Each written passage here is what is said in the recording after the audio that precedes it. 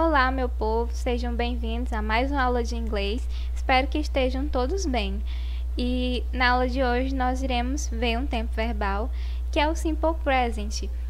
Algumas pessoas devem lembrar que antes das férias, isso para quem assistiu a aula e fez a atividade, algumas pessoas devem lembrar que nós já tínhamos introduzido esse assunto.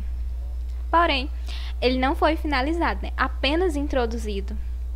E aí chegou a época das provas e tudo mais, e a gente não deu continuidade. Então a gente vai continuar agora e nós iremos ver o conteúdo completo, do começo ao fim. E só para relembrar, o Simple Present, o que é esse tempo verbal? Ele é bem simples, então assim, nada de pânico. Ele é empregado justamente para descrever o que as pessoas fazem no cotidiano.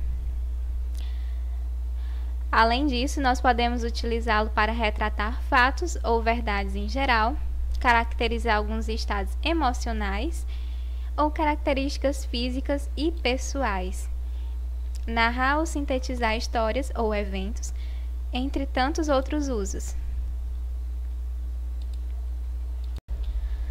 Aqui eu trouxe alguns exemplos de frases que estão no Simple Present. Aqui nós temos: He plays soccer very well. Ele joga futebol muito bem. Então, essa frase, ele joga futebol muito bem, está descrevendo algo que ele faz no cotidiano. Aqui nós temos outro exemplo de frase: She loves chocolate. Ela ama chocolate. Essa frase, ela ama chocolate, é um fato sobre ela. They go to school in the afternoon. Eles vão para a escola à tarde, vão para a escola de tarde.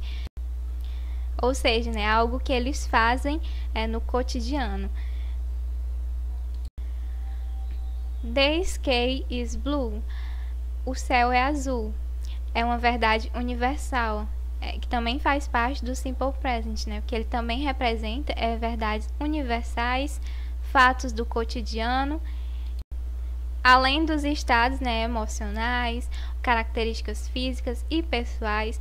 Então, assim, o conceito ele nos ajuda a compreender como o Simple Present ele se encaixa nas frases, quando a gente deve usar eles.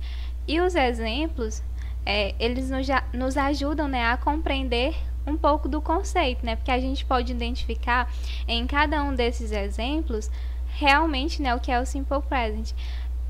Porque aqui dentro dos exemplos nós temos assim verdades em geral, fatos do cotidiano.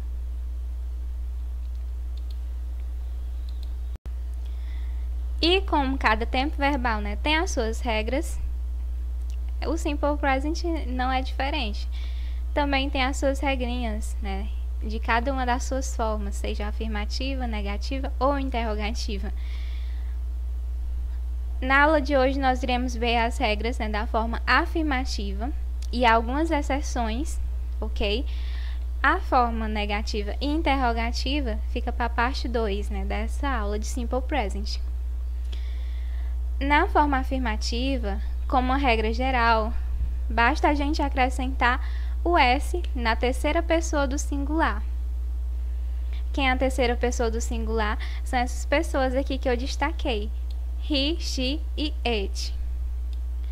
Então, eu destaquei até na cor para que você possa compreender melhor. Então, assim, como regra geral do Simple Present, regra geral, basta acrescentar o S na terceira pessoa do singular. Então, se na frase fosse referindo a he, she ou it, então você sabe que o verbo ele ganha um S no final, como regra geral. Aqui nós temos até um exemplo. She lives in Brazil.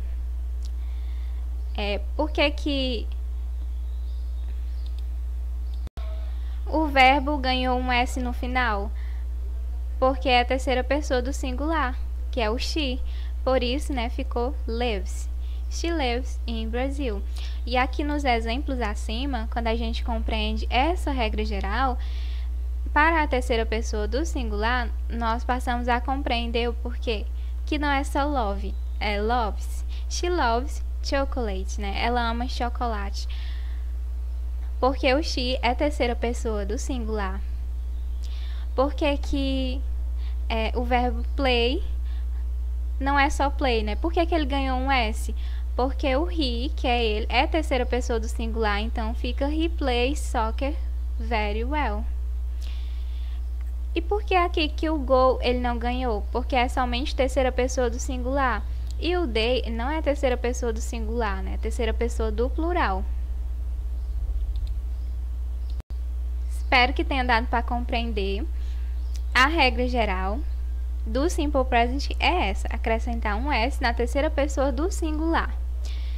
E nós temos algumas exceções à regra. Quais são essas exceções? Se o verbo terminar com essas letras, ou O, ou S, CH, SH, X ou Z, acrescenta-se o ES no final do verbo. E aqui nós temos os exemplos que eu coloquei. O verbo go, que fica goes, o verbo do, que fica does, miss, que fica misses, e buzz, que fica buzzes. Você pode perceber que cada um desses verbos foi acrescentado o ES. Aqui do lado, né, eles sofreram as modificações. E por que essas modificações aconteceram? Por conta, né, das terminações. Ou ele terminava em S, ou ele terminava em Z, ou ele terminava em O. E justamente, né, a regra da exceção era essa. Dando continuidade, né, prosseguindo aqui com relação às exceções, nós temos outra exceção à regra, que se o verbo ele terminar em uma sequência de consoante mais o Y, então você tira o Y e acrescenta o IES. Como saber se é consoante, né? Muita gente fica nessa dúvida. Então, aquilo que não é vogal é consoante. Então, se você sabe o que é vogal, A, E, I, O, U, então você sabe que tudo aquilo que não é A, E, I, O, U, então é consoante. Isso é para facilitar, gente, porque realmente tem gente que fica perdido nessa. Só repetindo aqui, né, a exceção, né, que se o verbo terminar em sequência de consoante mais Y, então você tira o Y e acrescenta o IES. O verbo fry, ele termina em Y. Ele é precedido de vogal ou consoante? De consoante, porque o R, ele não é vogal, né, ele é uma consoante.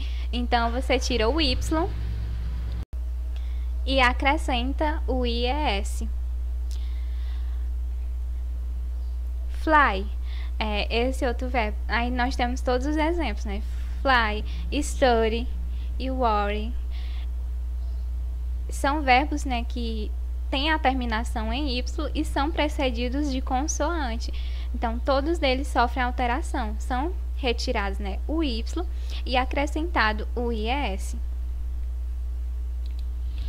Prosseguindo, se o verbo terminar em uma sequência de vogal mais o Y, basta acrescentar o S. Então, assim, essa exceção ela é muito mais fácil, porque você não precisa tirar nada, você apenas vai acrescentar o S. Se o verbo terminar em sequência de vogal mais o Y, como é o caso do play, do say e o caso do pray. Nós vimos a regra geral do Simple Present, a gente compreendeu o que é esse tempo verbal, a gente viu exemplos, a gente viu a regra geral e vimos também as exceções. E aqui eu trouxe a estrutura, né, da forma afirmativa. A estrutura da forma afirmativa em si é essa: sujeito mais o verbo principal e o complemento da frase. Aqui eu tenho um exemplo: I live in Brazil. Eu moro no Brasil. No caso aqui, não foi nem acrescentada a regra geral. Por quê? Porque o I, ele não é terceira pessoa. É apenas he, she e it.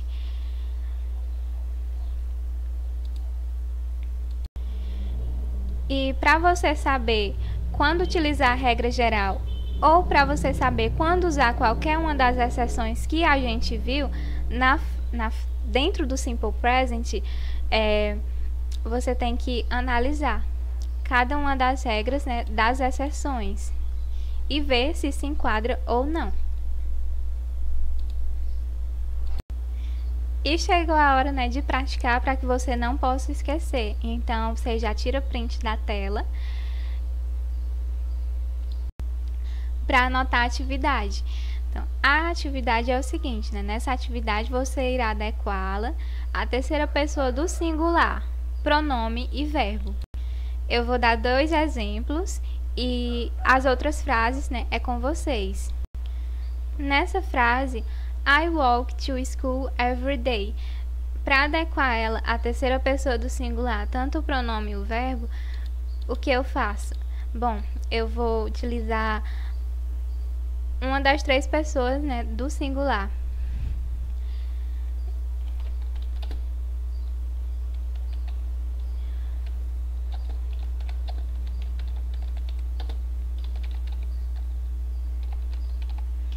E fica assim, she walks, esqueci do K. She walks to school every day. Por que o verbo ele ganhou o S? Porque é regra geral. Se você for perceber, esse verbo walk, ele não se enquadra em nenhuma das exceções. Então, se ele não se enquadra em nenhuma das exceções, mas eu mudei o pronome, ele não é mais o pronome I, que é eu, é she, que é a terceira pessoa do singular. Ou se fosse he ou it, ele ganharia o S aqui, porque é a regra geral. Ok? Vou até destacar aqui. E os outros exemplos vocês podem seguir. Essa atividade, eu dei o tempo para que vocês possam tirar print, para vocês responderem ela, né, no caderno de vocês, anotar e responder. Ela não está no roteiro, né? Está somente aqui na videoaula. Tem outra atividade no roteiro que é bem simples. É lá na página 70 do livro de vocês, a questão 1, os itens A e B. Tá bem? Não deixem de olhar o roteiro, tá bom? Hora da atividade, não deixem de entregar a atividade, é participação e frequência. E qualquer dúvida, é só você entrar em contato comigo que eu irei tentar tirar a sua dúvida. E bons estudos! Até a próxima aula!